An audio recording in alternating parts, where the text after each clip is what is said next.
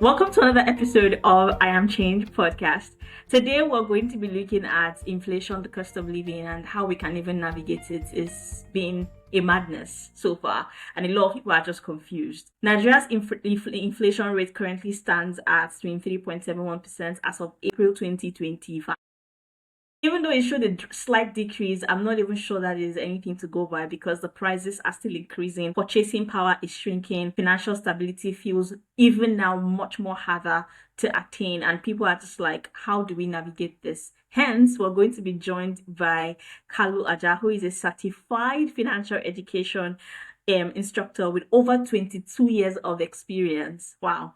This experience majors in capital markets, investment, asset management, and personal finance. He's a financial writer and commentator, and he also hosts his own podcast on personal finance and the economy. And so for today, we're going to get into that. But before that, I need to welcome my guest. Thank you so much for being here, Mr. Kalu. I really appreciate it. Well, thanks for the invite, and I'm grateful and happy to be here. Some of the questions I will be asking you will sound like, what are these questions? But because these questions are intended for an audience that probably don't have any background in finance, please just humor us and help us through them. So my very first question is, we hear this word a lot, right? On the news, in the papers, and many of us are just like, what is this word? Like, what is inflation? And how does it affect everyday things that we use, like food, rent, and all of that? So the simplest way to define inflation is a loss of purchasing power. That's just very simple. If you have 100 naira and you could buy 100 oranges and you have inflation, that 100 naira no longer buys 100 oranges, it just buys maybe 80. So the naira that you have in your pocket has inflated and has lost purchasing power. It's rather difficult to explain inflation. What they tell you in school is inflation is too much money chasing too few goods. That's what causes it. So we all focus on the too much money part. The other part is too few goods. So if you have a lot of money and you don't have a lot of goods in the market, then the naira will be too much, and then people start to outbid themselves. Oh, I want to pay more, and then your naira then loses value. So the simple way is inflation is a loss of purchasing power. Wow, I think that's very easily explainable. And I love the fact that you said people don't talk about the few goods because, like, but we see the goods in the market. How are we not able to afford them? I think that really makes sense. I think one thing I want to also get into is you've explained it. Okay, too much money chasing few goods. I'm guessing that's why the few goods that we have are extremely expensive. Yes? That is correct. That's one way to look at it, correct. Okay, so what exactly is causing this inflation? What are the forces that drives this? Gotcha. So we're not going to use textbook economic terms. We'll try to keep it very, very simple, right? Let's go back to, say, during Salah. What do you notice during Salah? The price of rams go up, right? So that's inflation. The naira you have in your pocket cannot afford that ram. The ram price have gone up. So what's really happening? Did the ram price go up, or was there not enough rams in the market? In Nigeria, it's the other one. There are not enough rams in the market.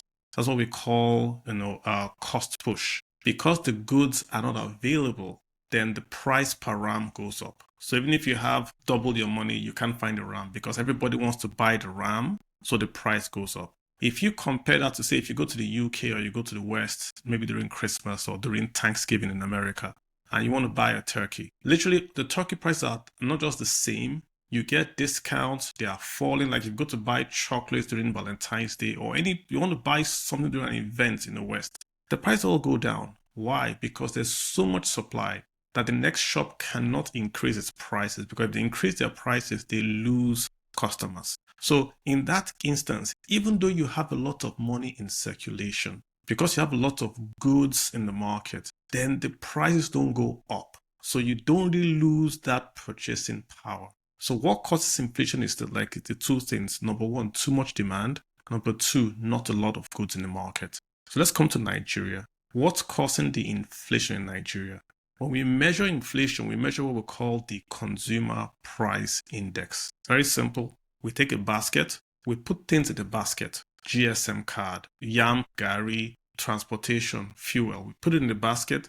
We measure the change in that basket month to month. If it goes up by 10%, we say inflation has gone up by 10%. So what's in Nigeria's basket? 50% of the things in that basket is food, which means if food prices go up in Nigeria, inflation goes up in Nigeria. Recently, they've reduced food from 50 to 40. That's why you saw inflation in Nigeria came down from 33 to what you are quoting now, 23, because they removed some food in the basket. So because they're no longer counting that food, inflation came down. The prices didn't come down. What they were counting changed. Hence, it came down to 23. So the key thing, if you think about inflation in Nigeria, think about food. Food is expensive, so the prices go up. Why is food expensive? No supply. And that's just really it for you. In the West, inflation is many things. In Nigeria, it's really a story about the high cost of food, which is driven by the lack of availability of food. That's just a simple way to look at inflation in Nigeria. Wow. Thank you so much for explaining that, because I listen to the radio a lot. And when you listen to the radio, they talk about food scarcity, they talk about, insecurity affecting farmers and all of that. You don't think of it, at least as a layman that doesn't have any financial anything, I don't think of it as affecting the inflation, affecting the food prices in the way that you just explained it. And I just felt like I got a whole new understanding to something.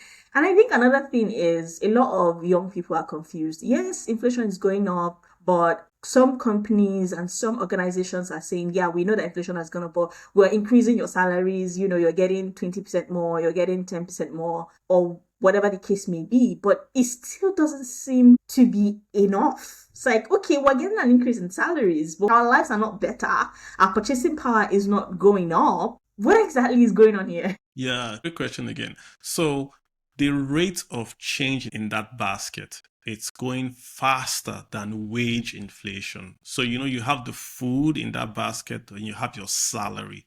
So food is going up by 40%, your salary is going up by 10%. So your wages are not keeping pace. Remember, before this 70,000 minimum wage, the wages were like 30,000 naira, and that was unchanged for nearly a decade. But in this time, the price of bread has gone up like 1,000% and all that. So even though if you get a double of your salary, which is what the minimum wage is, more than a double, 30, 60, 70, it's still not keeping pace with inflation. So the solution is not to increase the minimum wage, is to increase the goods in the market. Again, go back to our Salah example. Instead of giving you more money to buy more rams, if you simply made the rams in the market to go up 5 times, then the price of rams will fall. That's just it. Same way, if you look at pure water in Nigeria, for a very, very long time, pure water in Nigeria was 5 naira. For a very, very long time, it refused to go up to more than 5 naira. Why? Because everyone was doing pure water. If you increase your price, the next guy won't increase his price. So you are out of the market. Now it's about 20 or whatever. It's gone up now. But because there's so much supply of pure water, both clean, both unclean pure water, but it's available. So you just can't increase your price. So that's the other part we don't focus on, the output. You can increase salaries or you can increase output. For Nigeria's case, we haven't increased output. We've increased salaries. So that's why you don't see the effect. If I give you 1,000,000 naira today, and everybody has 1,000,000 naira today, as long as you don't increase the amount of rams in the market, the ram price is just going to keep on going up. And that's the problem. That makes a lot of sense. More money, but if you're not increasing the goods, I feel like it's almost like we're putting a bandage on something that needs to be properly operated upon. That is very interesting. Wow. Okay. I think another thing that individuals like me and every other Nigerian out there is worried about is, okay, there's the problem of inflation, there's the problem of our salaries not meeting up, but still yet we want to try and plan for the future. We want to have savings, we want to have investments. What are the specific ways that we can go about doing these things and ensure that they don't lose their value? Because every day the dollar against the naira, like, it's just a lot. Like, okay, fine, I hear it, I understand some of it, but I still want to be able to protect my money. I want to invest. How do I do that without my money losing value, without my investment losing value? Well, look at it this way. The naira you have in your pocket is an asset. It's a currency, but just look at it as an asset. So if you hold naira, you have exposed it to inflation, and you can't avoid inflation. If you put it in your house, in the bank, it doesn't matter. As long as you hold naira, it's going to lose 23%. that year or 2% that month, standard because of the inflation. So how can you avoid it? Very easy. Don't hold Naira. So you see people holding foreign currency or crypto or even rice. If you take your salary and you buy bags of rice and you're not holding Naira, you can sell the bag of rice and get your Naira back, but they're going to sell that bag of rice at the inflated price. The same way with stocks. If you take your Naira and you buy a stock, right, and you want to get your money back, if you sell the stock, you hope that the stock would have appreciated in value to capture that inflation. So when you sell it, you're getting your Naira back. The point is, you want to avoid assets or currencies that are exposed to inflation. The dollar has an inflation rate of about 2.5% or something like that. The pound is nearly maybe 4% So if you diversified, if you said I'm going to hold my money in a different currency, you're sort of avoiding 23% inflation. That's just defense now. Because when you hold a currency, you're not gaining. You are simply defending. So you are saying, I don't want to lose value. So I have 100 Naira, I buy maybe pounds or dollar or Bitcoin, right? I'm simply defending. I'm not going to make money, but I'm not going to lose money. If I lose money in dollar, I lose 2.5 that whole year. But some folks will say, I just don't want to defend. I want to also attack, which means I want to appreciate my capital. That's where you now invest. Invest in what? It depends on how long you want to keep that money and if you have disposable capital. So if you can keep your money for a year, the safest investment in Nigeria are federal government bonds. In this case, savings bonds. They're for 2 years, they're for 3 years, they pay about 17, about 19. If you notice, they are not beating inflation of 23, but they are very, very safe. If you want it tomorrow, your money tomorrow, you get it back tomorrow. No questions asked. If you want to beat inflation, you've got to take risk, which means you want to make more than that 23%. So you want to then go buy stocks, you want to go trade crypto. It's very risky. So you might make 40% or you might make 0%. That's the problem with inflation. It forces you to invest your money to make a return. So if you're not your risk appetite is not strong, you have to just stick with the risk, the lower risk, take your 19%, 20%, lose some money and go to bed. So that's really for you an individual question. Can I take risk? Can I not take risk? When do I want my liquidity? Those two answers basically just tell you where to invest. You don't want to chase returns. You want to answer those two questions. What's my liquidity? When do I need my cash back? And can I take risk? Those two questions essentially tell you where you're going to invest. Yeah. That was very explainable, and I really enjoyed how you broke it down. Thank you very much. I think for me now, the question I want to ask also is about budgeting and spending. And it's like, yes, we have to still spend. Inflation is high, purchasing power is crashing, the goods are expensive, but you still have to find a way to spend. You still have to do some certain things. Are there any tips that you have as to how individuals can go about doing this in a way that you don't find yourself, just broke before it's 10th of the month? Yeah, great question. So you're asking how to do a budget, how to approach, like in Nigeria, where you have high costs and very, very limited income. How can you approach it? Yes, you've got a pen and paper. This is the time to flip out your pen and paper. I'm going to give you steps, and you want to go from the first step to the last step, right?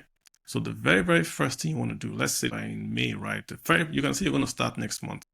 You take a piece of paper or a computer Excel sheet or a program. You want to, for the next 90 days or 60 days, write down every expense that you make, everything down to the kobo. If you give somebody dash, you give somebody whatever, you buy food outside, whatever you buy, rents, perfume, write it down. 60, 90 days. Your income is easy because it comes to your bank or whatever. But when you spend is where we want to really focus on. So number one, you write down what you spend money. Just write down everything. Don't bother about just everything. Every day, little black book, write what you spent down to the kobo. No miscellaneous. Write everything down. The second thing you want to do, so if you write down for a month, the next month you look at your list, you categorize what you've done. So you can say I ate out, that's going to be eating out. I bought gas, that's going to be utilities. Categorize them into like categories. If you spend money on NEPA, that's utilities. Categorize them how you want to, just categorize them. So one, you write it down. Two, you categorize.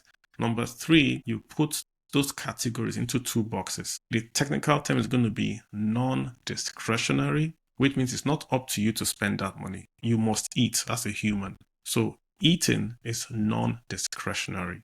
But going on a holiday is discretionary. You can decide to go for holiday, you can decide not to go for holiday, but you must pay your rent, you must eat. So you write down your expenses, you categorize your expenses, then you break it into just two columns. Non-discretionary, which means the ones you must do, and discretionary, which means the one you can forego. So now we're at step 3. Step 4, your income is easy for you to do. You're going to just make two forms of income. Either you have an active income, which is you're working and they're paying you, you have to be there to make that income.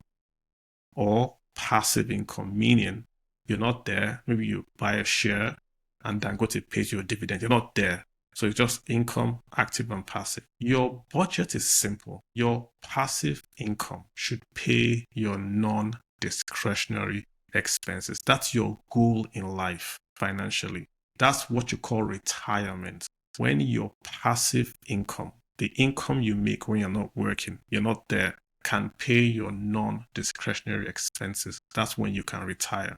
But for your budget, you want to make sure that your income, active and passive together, can pay that non-discretionary expenses. If it can't pay it, there's something wrong with what you're doing. You're either earning too low or you're spending too much. You got to stop there and go back and say, what am I spending money on?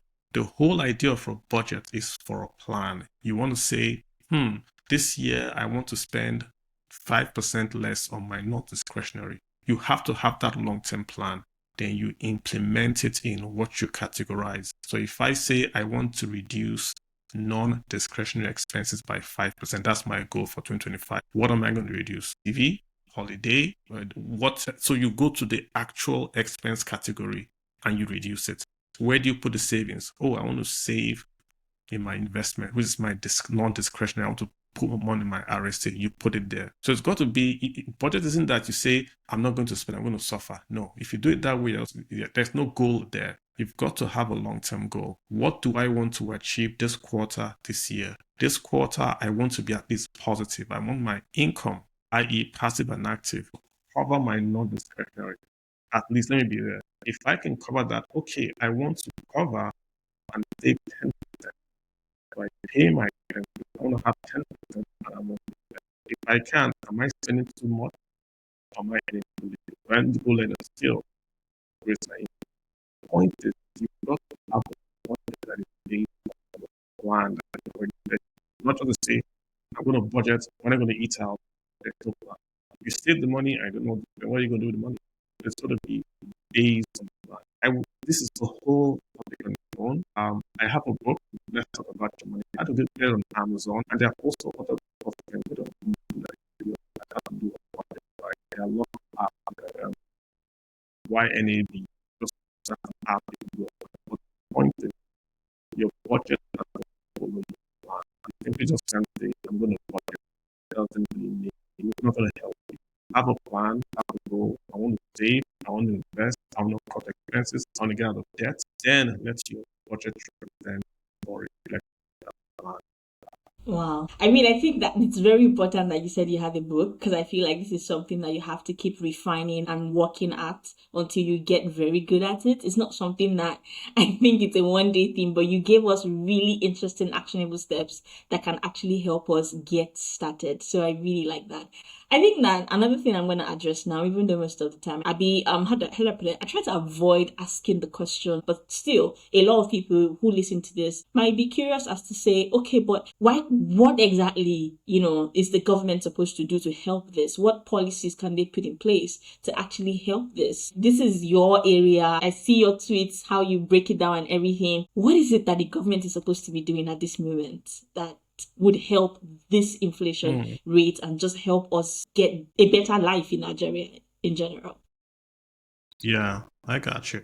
I mean, if you want to be specific on inflation, there were 3 points I raised for inflation. Number one, allow food imports to come in short term, 0 to 6 months. Why food imports? Because like I said earlier, inflation is a food story. So if you reduce the price of food, you've reduced inflation by almost half. That's basically it. It's got to be short term because you don't want to kill Nigerian agriculture. So 0 to 6 months. Then the government has got to take care of the insecurity because that's what's causing food to be expensive, the insecurity. So you are importing food whilst the army is taking care of the insecurity. Once you get past that 6 months, right, you want to then do a massive investment in the value chain. Nigeria makes a lot of harvest. If you go to Jigawa, there's lots of onions. You go to Kano, a lot of tomatoes, Benue, lots of corn, lots of yams, lots of mangoes. The problem, there's no storage, there's no packaging, there's no logistics to distribute. So we have corn season. It comes, it goes. We have mango season. It comes, it goes. But if you go to Walmart, there are mangoes all year round. There's carrots all year round because they can preserve the excess and bring it to market. So we just have the farming and the harvest. We don't have the storage and the post-processing. We still sell yams as tubers. It's supposed to be cut up, sealed in a vacuum seal, so you can save it in your fridge and all that. We shouldn't just have it lying like that. It's same thing with Gary, the way we process cassava to Gary. Think about the same thing with tomatoes. It should be either the paste or the tomato that we can store. So it lasts us after tomato season. So the price doesn't go up. So those are what we can do for inflation. That's the plan. But the overall plan for Nigeria really has to go back to consumption. The problem in Nigeria is not only that inflation we talk about, it's the lack of consumption. Consumption is a very, very important metric. If you don't spend money, the country dies. Consumption is almost 65% of the US economy. If you look at Japan, their economy is shrinking because they're getting older and they don't spend. They have money, but they don't spend because they are older. They don't need to buy a new TV. They don't need to buy a new car. So they have what's called deflation, which is the opposite of inflation, actually worse than inflation, if you can believe that. So the problem in Nigeria is that people are no longer spending. Look at when's the last time you bought a brand new car or a brand new fridge or a brand new anything in Nigeria? And I'm talking about just if you have friends, when's the last time you just say, oh, my fridge went bad, I just went to the store and I bought a new one. You have to be very, very rich. And because there's no consumption, the factories are not selling. Factories don't sell, there's no employment. Nobody's getting employed, there's employment. There's no employment, there's crime, it goes back again to inflation, circle. You've got to boost something. That's why you saw during COVID, America for giving money to spend. Because if not consumption, they're sort of smaller sectors make people spend. So if you have a situation like that where the young people are unemployed and have no money to spend, the economy is not working. That's what's going on in the economy. No young person is spending money. That's why they're looking for. They're doing crypto. They're trying to get money. There's no one buying new pairs of jeans, new pairs of sneakers, new phones. Very just a single people doing that. Anything that is dollar based, Nigerians. So if you don't get consumption going, you can't do anything. An 18-year-old boy in America might have a credit card problem working in McDonald's. So he gets money. And we don't have that in Nigeria, where you go work at McDonald's and get paid to work. No, you get a job, they pay you, then you get.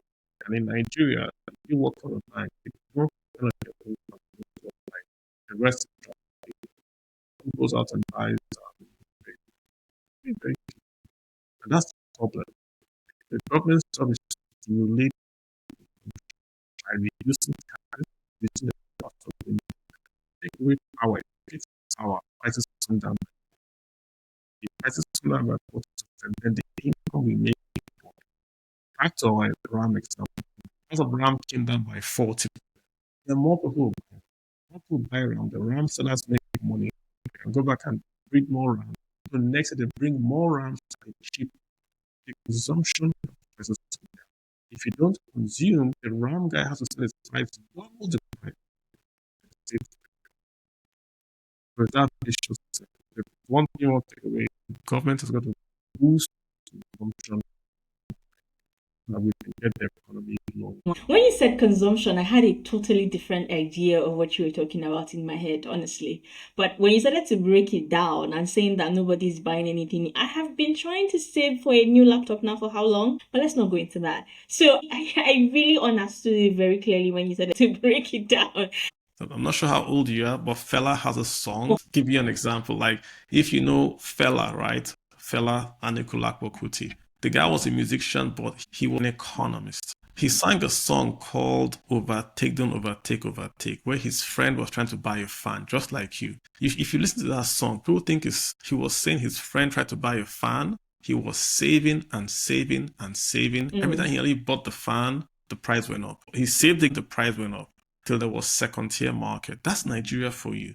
Because his friend couldn't buy that fan, the price kept on going up because the guys have to pay rent. So they jack up the price. But if the guys produce the fan and his friend bought it, they're making sales, then they can expand. And when you expand, the cost of goods then come down. So that linkage is what we're missing in Nigeria. Nobody's expanding in Nigeria. What things are expanding are things that are very, very cheap. Indomie, because that's what Nigerians are eating now. Indomie is very, very cheap food, right? So everybody buys it.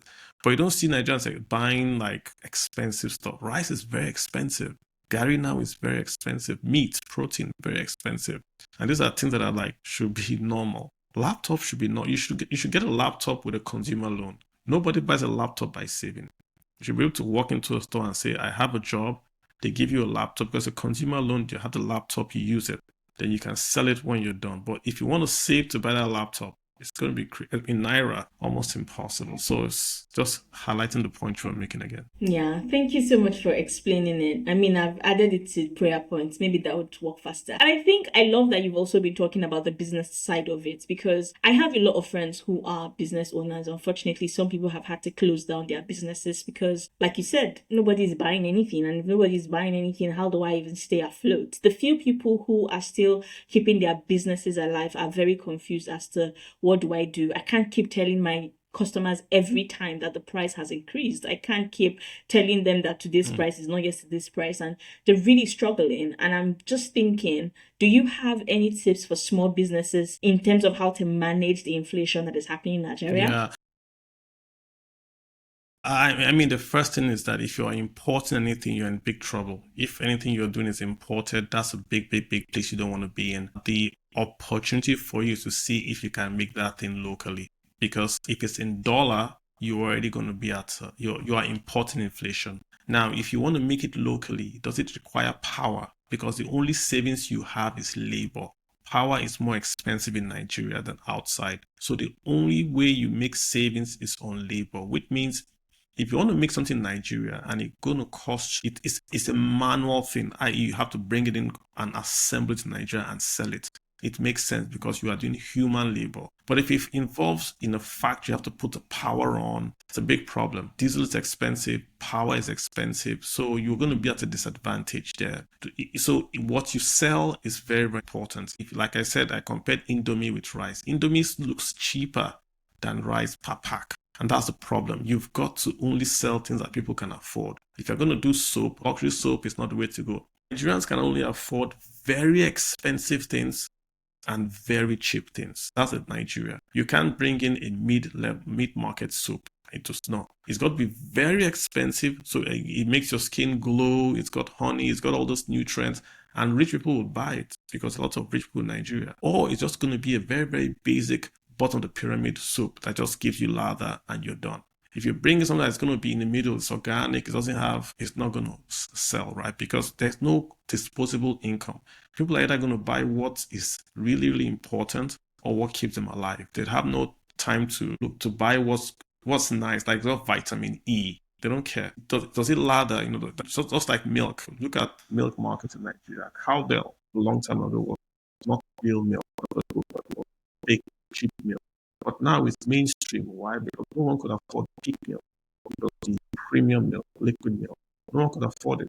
Everybody went back to powdered milk. And cowbell came in. And now the market is everyone big sachet milk. It's standard. When I grew up, we never had sachet milk. Sachet milk was seen as something, we didn't take it. It was only liquid milk. But now you can't find liquid milk in Nigeria. It's all sachet. The market has changed. If you're an entrepreneur, you really look at what you are selling. Nigerians no longer have disposable income. That's reflecting what exactly. You don't give credit. There's no point in credit to anybody. And then you ask for credit as a CEO. You are supplying, get paid immediately. But if you're buying at request for credit, there are many ways you want to keep your cash. Cash use supplier credit, use prepayment. You pay me in advance, I give you a use their money and trade. Don't use your own cash to trade because you want to keep your cash alive. Cash in an economy like Nigeria is very, very key. If you're taking credit only for working capital, not to buy an asset, because you're going to pay back a fixed loan, and that's going to be tough for you. But if it's just a working capital, you have a contract, they're going to pay, you can borrow with the contract and get paid. But if you're borrowing to expand and all that, that's a fixed cost that's going to be on you, right? Unless you can get it somewhere else. So in a society like Nigeria where you have high inflation, you want to be very, very careful about absorbing cost to yourself. You want to use other people's cash to your business. You want to keep your costs very, very low, and the product you sell has to reflect the market that you are in. You can't sell things that are not moving. If it doesn't move, stop selling it and go to the stuff that moves. That's really what you want to do. Those are really very helpful tips, honestly. Really helpful tips. Thank you. It's been very interesting speaking to you, but I just have one last question because I feel like we are at a point in this country now where almost everybody's worried about their finances. Like, what do I do? Like, the money is not adding up, that is not doing this is not doing that. Everything is more expensive. We've spoken about some of the reasons, we've spoken about budgeting and spending. But overall, what's just one piece of advice to anybody who is worried about their finances right now? Well, Nigeria's at a discount. That's the word. Nigeria is like a store that's got sale signs everywhere. So we're at a discount. The problem is that we don't have money to buy those things that are on sale. If you have the funds today, this is a chance for you to buy as much assets that you can buy. Buy them and hold them because in 10 years or so, the country gets better. You bought it at a discount, right?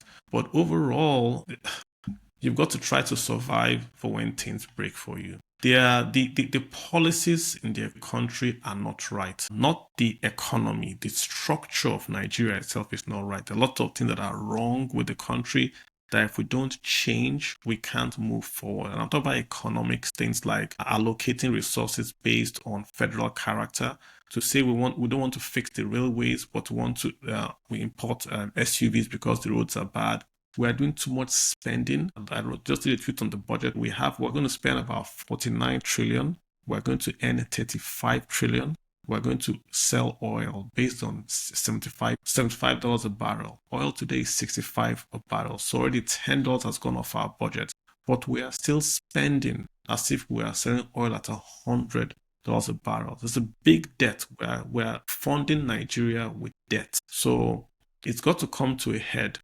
In the 1980s, Nigeria had an austerity program where we couldn't afford anything. The whole country just shut down.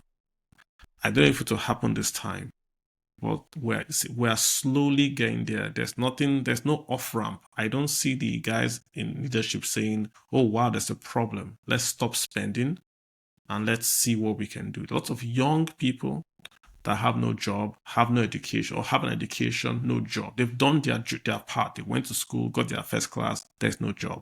They're not in crime. They just don't have a job. And it would have been okay, in quotes, if they saw the government cutting costs and saying, we're looking out for you. But if you are an investor, if you have the money, there's no advice I'll give you. Nigeria is on sale. You can buy stuff at very, very cheap prices. If you don't have the money, you've got to really try to survive till when things get better. That's just really it, because you can't give up.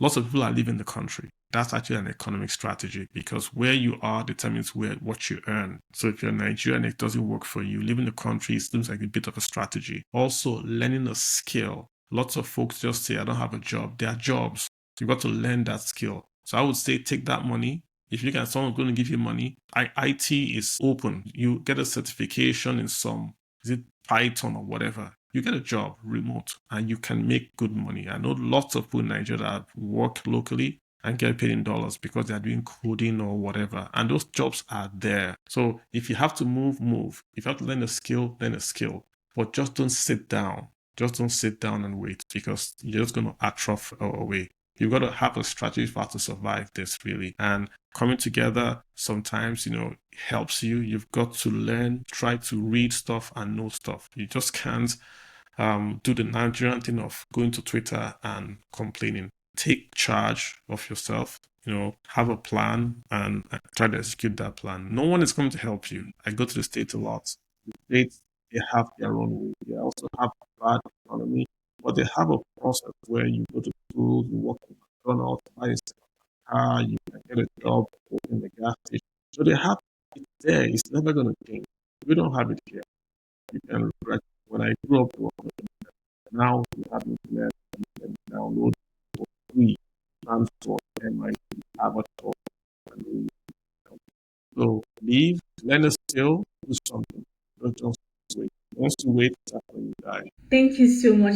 I think I love when you said do something. Don't just wait and just say, oh yeah, it's happening to me. I think the sad thing is a lot of us in that, yes, the country is what it is. We allow it to just happen to us without taking any charge. So I really love that part where you said do something. Don't just let it happen to you. Try as much as possible to do something. Thank you so much. It's been an amazing, amazing time speaking to you. I have definitely become smarter during this episode because I now know so much about the inflation, budgeting, spending, and so many other things. And it has been an absolute honor and a pleasure to have you on. And to everybody else who listens to this, if you don't take anything away, take charge. Take charge of yourself. Like, the country is where it is, but take charge of yourself. Thank you so much, Mr. Kalu. Thank you so much for your time. I really appreciate it. You're welcome. You're welcome. Thank you so much for having me.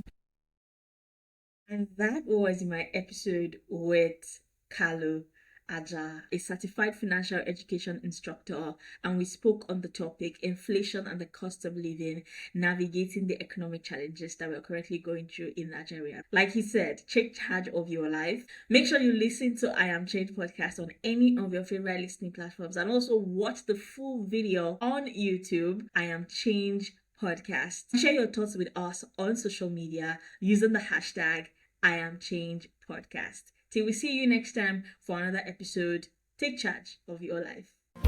Listen now to I Am Change podcast on your favorite podcast listening platform.